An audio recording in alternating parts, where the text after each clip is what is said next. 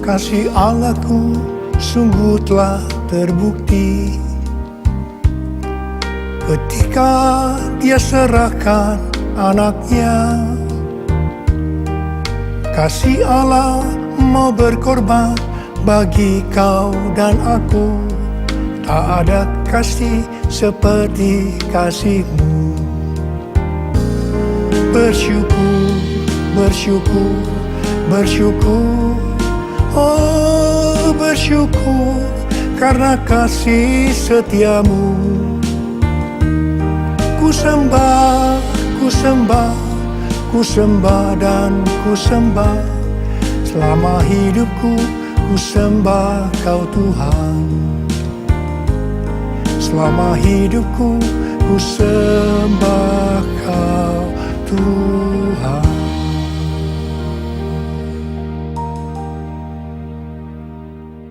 Hari ini adalah Jumat Agung, di mana kita memperingati kematian Tuhan Yesus.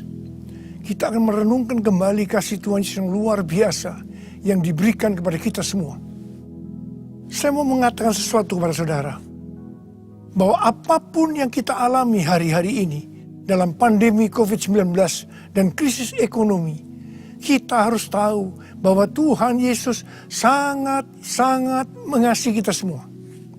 Yang paling penting kita harus mengerti bahwa kasih Tuhan Yesus kepada kita adalah supaya kita diselamatkan. Jadi melalui segala peristiwa ini, kita harus ingat seperti yang terdapat dalam Roma 8 ayat 28 yang berkata, kita tahu sekarang bahwa Allah turut bekerja dalam segala sesuatu, baik enak maupun tidak enak, untuk mendatangkan kebaikan bagi mereka yang mengasihi Dia. Apakah saudara mengasihi Tuhan Yesus? Kalau saudara berkata, ya, saya mengasihi Tuhan Yesus, berarti ayat ini buat saudara. Saya percaya melalui semua yang terjadi, kita yang mengasihi Tuhan Yesus akan makin serupa dengan gambarnya. Melalui semua yang terjadi, juga mereka yang selama ini tertidur, suam-suam kuku, mati rohani akan dibangunkan kembali. Mereka akan bertobat dan minta ampun kepada Tuhan Yesus. Tuhan Yesus mengingatkan kita agar kita tidak hidup dalam ketakutan, kekhawatiran, kepanikan yang terus-menerus. Ingat bahwa hidup mati kita di tangan Tuhan. Sekali lagi, bahwa hidup mati kita di tangan Tuhan. Bukan di tangan COVID-19. Bukan di tangan krisis ekonomi. Hari-hari ini lebih banyak orang-orang yang takut kepada hal-hal yang lain ketimbang takut kepada COVID-19 itu sendiri. Hal inilah yang dikehendaki oleh iblis. Kalau hal ini berlarut-larut, maka akan lebih banyak orang yang meninggal karena ketakutan ketimbang meninggal karena COVID-19 itu sendiri. Karena itu kita harus mengingat firman Tuhan yang berkata, dalam tinggal tenang dan percaya terletak kekuatanmu. Alkitab berkata, Yesus mati karena dosa-dosa kita.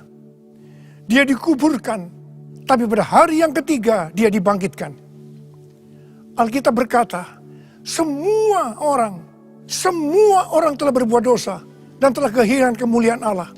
Upah dosa ialah maut, mati kekal selama-lamanya, tempatnya di neraka. Neraka adalah tempat yang sangat mengerikan. Jangan sampai masuk neraka. Karena itu Tuhan Yesus datang ke dalam dunia ini untuk menyelamatkan kita semua. Bagaimana cara Tuhan Yesus menyelamatkan kita? Alkitab berkata, Tuhan Yesus yang tidak mengenal dosa, dijadikan dosa oleh karena kita. Supaya di dalam Dia, yaitu mereka yang percaya kepada Tuhan Yesus, dibenarkan oleh Allah. Apa arti daripada ayat ini? Tadi dikatakan, semua orang telah berbuat dosa dan telah kehilangan kemuliaan Allah. Upah dosa ialah maut, mati. Jadi Tuhan Yesus harus mati menggantikan saudara dan saya. Kalau kita melihat cara mati Tuhan Yesus, saya katakan itu sangat-sangat tidak manusiawi. Alkitab menuliskan ada 10 tahap penderitaan Tuhan Yesus. Dari Taman Getsemani sampai Golgota sangat mengerikan. Tahap yang pertama, ketika berada di Taman Getsemani, Tuhan Yesus berdoa kepada Bapa dalam keadaan ketakutan. Sampai peluhnya seperti tetes-tetes darah yang jatuh ke tanah. Pada saat itu seorang malaikat turun untuk menguatkan Tuhan Yesus. Tuhan Yesus berdoa kepada Bapa, "Ya Bapakku, jikalau sekiranya mungkin, biarlah cawan ini lalu daripadaku. Tetapi jangan seperti yang ku kehendaki, melainkan seperti yang kau kehendaki." Di sini Tuhan Yesus mengajar kepada kita bahwa di dalam doa kita boleh menawar, tetapi jangan memaksakan kehendak. Bagi yang sekarang ini dalam keadaan ketakutan, kita harus ingat bahwa Tuhan Yesus pernah mengalami ketakutan untuk menebus dosa kita semua. Karena itu datanglah kepada Tuhan Yesus. Dia pasti mampu dan mau menolong kita semua. Tahap yang kedua, Tuhan Yesus ditangkap. Dia dituduh dengan bermacam-macam tuduhan. Diludahi, mukanya ditinju, dipukul. Tetapi Tuhan Yesus tidak membalas. Di sini Tuhan Yesus mempraktekkan apa yang Dia ajarkan kepada kita. Agar kita mengasihi dan berdoa bagi orang-orang yang membenci kita. Yang mengutuk kita. Yang mencaci maki kita. Tuhan Yesus berkata, jikalau kita hanya mengasihi orang-orang yang mengasihi kita, apa jasa kita? Karena orang-orang berdosa pun juga mengasihi orang-orang yang mengasihi mereka. Tahap yang ketiga, Tuhan Yesus dibelenggu dan diadili. Waktu Tuhan Yesus diadili oleh Pilatus, ternyata tidak didapati kesalahan yang membuat Tuhan Yesus harus dihukum mati. Sementara itu orang-orang Yahudi terus berteriak-teriak supaya Tuhan Yesus dihukum mati. Salibkan dia! Salibkan dia! Akhirnya Pilatus menyerahkan Tuhan Yesus untuk disalibkan. Tahap yang keempat, Tuhan Yesus dicambuk. Proses awal dari penyalipan, jubah Tuhan Yesus dibuka dan dihukum cambuk. Dua legojo bergantian menghunjamkan cambuk ke punggung Tuhan Yesus. Ujung cambuk itu terbuat dari potongan tulang dan potongan besi. Tiap kali cambuk itu dihunjamkan ke punggung Tuhan Yesus, itu menimbulkan luka yang dalam. Tuhan Yesus berteriak kesakitan.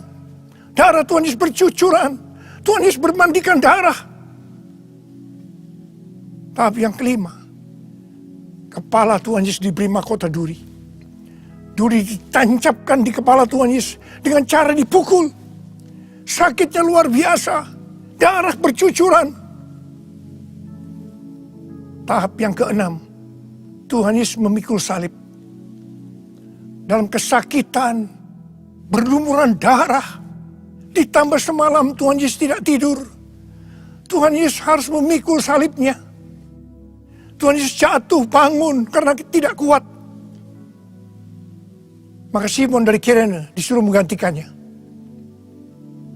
Tahap yang ketujuh, tangan dan kaki Tuhan Yesus dipaku. Sakitnya luar biasa. Darah bercucuran. Tahap yang ke-8, Tuhan Yesus digantung di atas kayu salib. Pada saat itu Tuhan Yesus menderita secara lahir maupun batin. Secara lahir dia merasa sakit yang luar biasa di sekujur tubuhnya. Dan juga merasa karena ada cairan yang menekan jantungnya. Secara batin Tuhan Yesus menderita. Karena Tuhan Yesus melihat semua orang yang lalu lalang menghujat dia. Ahli Taurat, tua-tua, imam-imam menghujat Tuhan Yesus. Bahkan salah satu penjahat di sebelahnya juga ikut menghujat. Tahap yang ke-9, Tuhan Yesus merasa ditinggalkan oleh Bapa.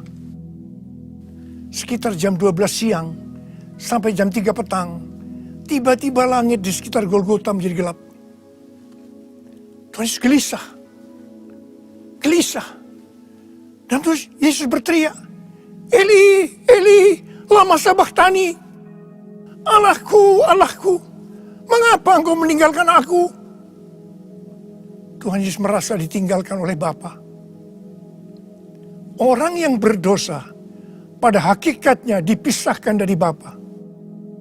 Jadi untuk menebus dosa dari orang yang berdosa, maka Tuhan Yesus harus merasakan ditinggalkan oleh Bapa, dipisahkan dari Bapa. Saya percaya ini adalah puncak penderitaan Tuhan Yesus. Penderitaan lainnya tidak ada artinya dibandingkan merasa ditinggalkan oleh Bapa. Bagi saya, kalau saya tidak bisa merasakan hadirat Tuhan, itu adalah hal yang paling berat dalam hidup saya. Karena itu, saya setiap hari selalu menjaga langkah-langkah dalam hidup saya, agar saya terus mengalami hadirat Tuhan. Kalau ada dosa, harus cepat diselesaikan, supaya terus merasakan hadirat Tuhan. Saya berharap saudara juga melakukan hal yang seperti itu. Kalau ada di antara saudara yang sudah tidak bisa merasakan hadirat Tuhan, dan saudara menganggap itu biasa, saudara harus bertobat. Saya mau katakan sesuatu kepada saudara. Tidak ada yang lebih berbahagia daripada kalau kita berada dalam hadirat Tuhan. Sebab Alkitab berkata, di hadapanmu ada sukacita berlimpah-limpah. Artinya di dalam hadirat Tuhan ada sukacita, kebahagiaan yang berlimpah-limpah. Tahap yang ke-10. Tuhan Yesus berkata, sudah selesai. It is finished. Ya Bapakku, ke dalam tanganmu kuserahkan nyawaku. Tuhan Yesus mati. Pertanyaannya, mengapa Tuhan Yesus harus mati dengan cara demikian? Mengapa tidak dengan cara yang mudah? Dipenggal kepalanya, selesai. Mengapa Tuhan Yesus harus mati dengan bermandikan darah? Alkitab katakan, tanpa penumpahan darah, tidak ada pengampunan dosa. Untuk mengampuni dosa saudara, dan dosa saya, Tuhan Yesus harus mati dengan cara demikian. Selain itu, apalagi yang Alkitab katakan dengan cara mati Tuhan Yesus yang seperti itu? Yang pertama, penyakit kitalah yang ditanggungnya. Yang kedua, penderitaan kita yang dipikulnya. Yang ketiga, oleh bilur-bilurnya kita disembuhkan. Tak terukur kasih-Mu Yesus, Kau telah mati gantikan diriku. Kau curahkan darah-Mu untuk tebus dosaku. Layaklah Kau Tuhan dipuji dan disembah dengan segenap hatiku. Layaklah Kau Tuhan dipuji dan disembah dengan segenap jiwa ragaku. Dengan segenap jiwa ragaku. Dengan segenap jiwa ragaku. Tuhan Yesus mati karena dosa-dosa kita. Dia dikuburkan, tetapi pada hari yang ketiga Dia dibangkitkan. Haleluya! Tuhan Yesus tidak selamanya mati, tetapi pada hari yang ketiga Tuhan Yesus dibangkitkan. Apa yang Alkitab katakan kalau sampai Tuhan Yesus tidak bangkit? Yang pertama, sia-sialah pemberitaan firman Tuhan. Saya di sini memberitakan firman Tuhan tidak ada artinya. Sia-sia. Tapi puji Tuhan, Tuhan Yesus hidup. Tuhan Yesus bangkit, pemberitaan firman Tuhan menjadi tidak sia-sia. Hal yang kedua, kalau sampai Tuhan Yesus tidak bangkit, sia-sialah kepercayaan kita, dan kita akan tetap mati di dalam dosa-dosa kita. Demikian juga dengan orang-orang yang mati di dalam Tuhan. Mereka akan tetap binasa.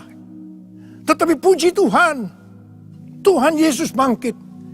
Kita tidak akan mati di dalam dosa-dosa kita, tetapi kita akan bersama-sama dengan Tuhan Yesus selama-lamanya. Katakan amin. Hal yang ketiga, kalau sampai Tuhan Yesus tidak bangkit, kita adalah orang-orang yang paling malang dari segala manusia. Tetapi puji Tuhan, Tuhan Yesus bangkit. Kita bukan orang-orang yang paling malang dari segala manusia, tapi justru orang yang paling beruntung dari segala manusia.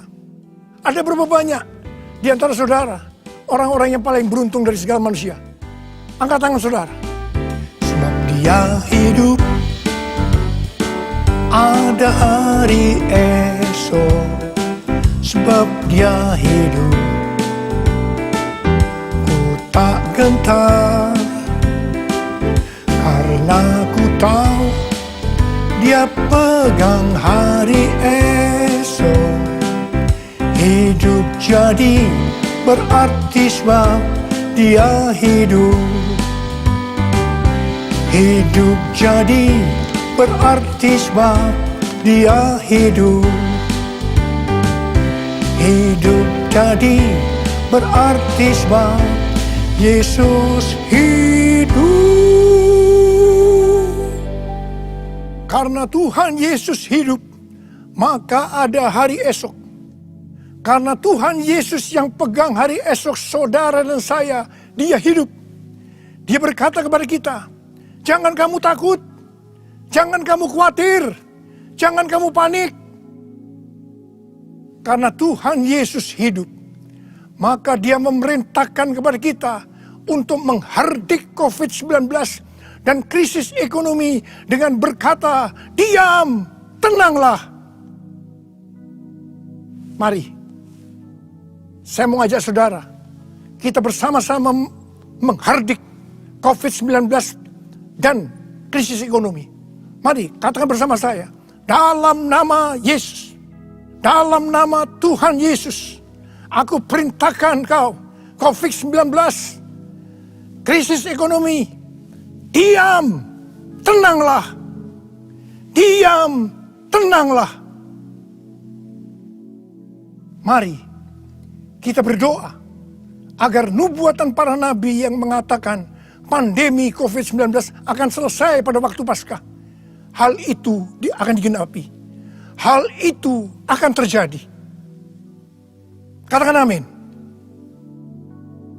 Karena Tuhan Yesus hidup, kita akan melihat Pentakosta ketiga akan digenapi, di mana melalui semua peristiwa yang sedang terjadi saat ini, penuaian jiwa yang terbesar dan yang terakhir sebelum Tuhan Yesus datang kembali, itu terjadi. Kita akan melihat bangkitnya generasi Yeremia, yaitu generasi anak-anak muda yang dipenuhi dengan Roh Kudus, cinta mati-matian kepada Tuhan Yesus, tidak kompromi terhadap dosa, dan akan memenangkan banyak jiwa. Kepada kita, orang yang sungguh-sungguh dengan Tuhan, akan diberikan kuasa untuk menyelesaikan amanat agung Tuhan Yesus. Karena Tuhan Yesus hidup, maka mujizat-mujizat yang dilakukan oleh Tuhan Yesus masih ada sampai dengan hari ini. Orang buta melihat, orang lumpuh berjalan, orang tuli mendengar, orang mati dibangkitkan, orang kusta menjadi tahir, dan kepada orang miskin diberitakan kabar baik. Karena Tuhan Yesus hidup, maka di dalam pandemi COVID-19, Tuhan menyuruh kita memperkatakan Mazmur 91. Mari, saya ajak saudara, mari kita perkatakan bersama-sama. 1, 2, 3. Orang yang duduk dalam lindungan yang maha tinggi dan bermalam dalam naungan yang maha kuasa akan berkata kepada Tuhan, tempat perlindunganku dan kubu pertahananku, Allahku yang kupercayai. Sungguh Dialah yang akan melepaskan engkau dari jerat penangkap burung, dari penyakit sampar yang busuk. Dengan kepaknya Ia akan mendudungi engkau, di bawah sayapnya engkau akan berlindung. Kesetiaannya oleh perisai dan pagar tembok. Engkau tak usah takut terhadap kedahsyatan malam, terhadap panah yang terbang di waktu siang, terhadap penyakit sampar yang berjalan di dalam gelap, terhadap penyakit menular yang mengamuk di waktu petang. Walau 1000 orang rebah di sisimu dan 10.000 di sebelah kananmu, tetapi itu tidak akan menimpamu. Engkau hanya menontonnya dengan matamu sendiri dan melihat pembalasan terhadap orang-orang fasik. Sebab Tuhan adalah tempat perlindunganmu. Yang maha tinggi telah kau buat menjadi tempat perteduhanmu. Malapetaka tidak akan menimpa kamu, dan tulah tidak akan mendekat kepada kemahmu. Sebab malaikat-malaikatnya akan diperintahkannya kepadamu untuk menjaga engkau di segala jalanmu. Mereka akan menatang engkau di atas tangannya, supaya kakimu jangan terantuk pada batu.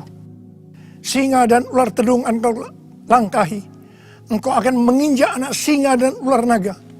Sungguh hatinya melekat kepadaku, maka aku akan meluputkannya. Aku akan membentenginya, sebab ia mengenal namaku. Bila ia berseru kepadaku, aku akan menjawab. Aku akan menyertai di dalam kesesakan. Aku akan meluputkannya dan memuliakannya. Dengan panjang umur akan kukenyangkan dia, dan akan kuperlihatkan kepadanya keselamatan daripadaku. Amin. Karena Tuhan Yesus hidup, Tuhan memberikan tema tahun 2020 sebagai tahun dimensi yang baru. Kita harus percaya bahwa setelah pandemi COVID-19 dan krisis ekonomi berlalu, kita akan memasuki dimensi yang baru. Di mana apa yang tidak pernah kita lihat dengan mata, tidak pernah didengar oleh telinga, dan tidak pernah timbul dalam hati, semuanya itu akan diberikan kepada orang-orang yang mengasihi Tuhan Yesus. Oleh karena kemurahan Tuhan, ku ada sampai hari ini. Oleh karena kebaikan Tuhan, janjimu terjadi bagiku. Aku percaya berkat-Mu atasku melimpah. Kebajikan, kemurahan selalu mengikutiku. Ku puji, ku sembah Kau Tuhan. Ku puji, ku sembah Kau Tuhan. Ku puji, ku sembah Kau Yesus. Mari angkat tangan saudara, sembah Dia. Oh dia la bala bala bala bala. Oh dia la la bala bala bala. Sembah, berbahasa roh. Yang sudah berbahasa roh, berbahasa roh, berbahasa roh. Oh dia la bakana mayara. Oh rana bala bala bala bala bala bala bala bala. Oh Yesus. Oh Yesus, Yesus, Yesus. Oh Yesus, Yesus, Yesus. Oh Yesus, Yesus. Oh rana masih karana bala bala. Oh rana bala bala. Irana bala bala bala bala bala bala. Oh rana bala bala bala bala bala. Oh rana bakana mata karana. Irana bala bala bala bala bala. Oh rana la la la la la la. Oh re re bala bala bala bala bala bala. Oh re la bala bala bala. Oh la la la bala. Oh la la la la la. Oh re re re la. Oh Yesus. Oh Yesus. Oh Yesus. Yesus, Yesus, Yesus. Uri ala bala bala, uri ala bala bala bala, uri ala bala bala. Oh Yesus, Yesus, Yesus, Tuhan Yesus, Tuhan Yesus, Tuhan Yesus. Uri ala bala bala, uri ala bala bala, uri ala bala bala. Mari saudara, kita akan masuk dalam perjamuan kudus. Kita akan mengingat ayat ini. Sebab setiap kali kamu makan roti ini dan minum cawan ini, kamu memberitakan kematian Tuhan sampai Ia datang. Perjamuan kudus adalah perjamuan Tuhan Yesus sendiri. Setiap kali kita masuk dalam perjamuan kudus, Tuhan Yesus selalu mengingatkan kepada kita, biarlah ini menjadi peringatan akan aku. Mari, arahkan hati saudara kepada kebaikan Tuhan. Kita akan mengingat kebaikan Tuhan. Mari tundukkan kepala. Siapakah kami ini ya Tuhan? Sebelum kami mengenal Engkau, kami semua orang berdosa. Upah dosa adalah maut, mati. Tapi Engkau tidak berdosa, telah dijadikan dosa oleh karena kami. Engkau harus turun dari surga mulia, mati ganti kami dengan penderitaan yang luar biasa. Sungguh kalau kau pikirkan betapa baiknya Engkau Tuhan, Engkau jadikan kami sebagai anak-anak-Mu. Engkau berkati kami, Engkau tuntun kami, Engkau sembuhkan kami. Engkau tegur juga kalau kami salah. Itu Engkau ya Aba, itu Engkau. Saudara yang dikasihi Tuhan, Tuhan akan memberkati saudara melalui perjamuan kudus. Tapi Tuhan mau kita makan dan minum dengan cara yang benar. Karena itu sekarang masing-masing berdoa. Introspeksi, lihat keadaan dirimu masing-masing. Jangan menyimpan dosa. Kalau ada dosa yang sekarang Tuhan ungkapkan kepada saudara, langsung minta ampun. Ampuni Tuhan, ampuni kami ya Tuhan, ampuni kami ya Tuhan, ampuni kami, ampuni, ampuni. Terima kasih Bapa. Kami akan masuk dalam perjamuan kudus dengan hati yang penuh sukacita. Dalam nama Yesus yang berdoa. Amin. Mari saudara, angkat roti di tangan kanan saudara tinggi-tinggi. Sebab apa yang telah kuteruskan kepadamu telah aku terima dari Tuhan. Yaitu bahwa Tuhan Yesus pada malam waktu diserahkan mengambil roti. Dan sesudah itu yang mengucap syukur atasnya. Dia memecah-mecahkannya dan berkata, inilah tubuhku yang diserahkan bagi kamu. Perbuatlah ini menjadi peringatan akan aku. Saudara yang kasih Tuhan, bukankah roti yang kita pecah-pecahkan ini adalah persekutuan kita dengan tubuh Kristus? Mari kita makan dalam nama Yesus.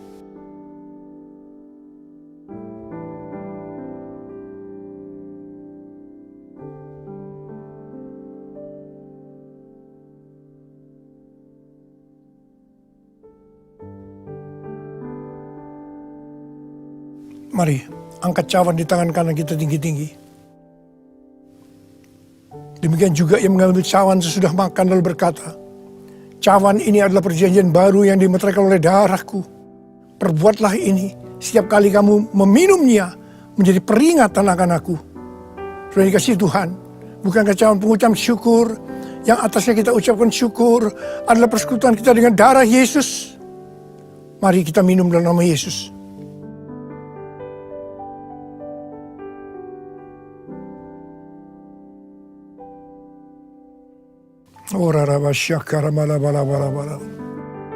Mari, angkat tangan saudara. Ucapan syukur dengan suara. Jangan diam. Ucapan syukur. Oh Tuhan, mengucap syukur padamu ya Tuhan. Terima kasih ya Tuhan. Buat kebaikan Tuhan, buat kebaikan Tuhan. Terima kasih, terima kasih. Terima kasih ya Tuhan. Oh terima kasih. Mari nyanyikan lagu ini. Terima kasih Yesusku, terima kasih Yesusku. Puji syukur hanya bagi Tuhanku. Terima kasih Yesusku, terima kasih Yesusku. Puji syukur hanya bagi Tuhanku. Puji syukur hanya bagi Tuhanku. Puji syukur hanya bagi Tuhanku.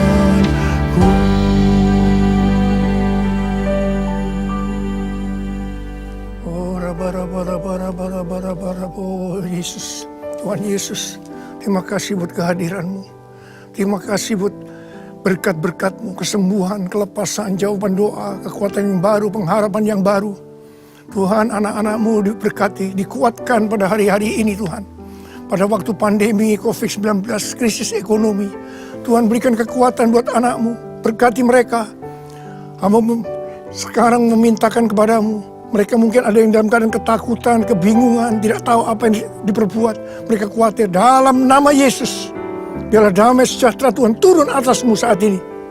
Ya Tuhan, bagi yang sakit Tuhan, dalam nama Yesus, sembuh dalam nama Yesus.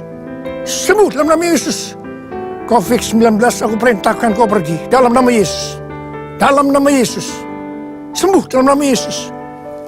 Bapa, berkatilah anak-anak-Mu yang saat ini mereka berada di rumah-rumah. Hamba-Mu tahu ini semua adalah rencana-Mu untuk kami lebih sungguh-sungguh dengan Tuhan. Kami lebih sungguh-sungguh dengan keluarga ya Tuhan. Terima kasih Bapa, terima kasih. Terima kasih. Semua ini akan selesai. Semua akan selesai. Dan anak-anak-Mu akan meningkat. Iman mereka, kerohanian mereka. Mereka menjadi serupa dengan gambar Tuhan Yesus. Dan mereka semua akan dipakai oleh Tuhan untuk memenangkan banyak jiwa. Kami sedang memasuki Pentakosta yang ketiga ya Tuhan. Berkati anak-anak-Mu semuanya. Berkati anak-anak-Mu. Engkau cukupkan, malah berikan mereka hidup yang berkelimpahan di tengah-tengah resesi ekonomi saat ini. Berkat-Mu melimpah. Terima berkat Tuhan. Terima. Terima. Terima. Dalam nama Yesus. Amin.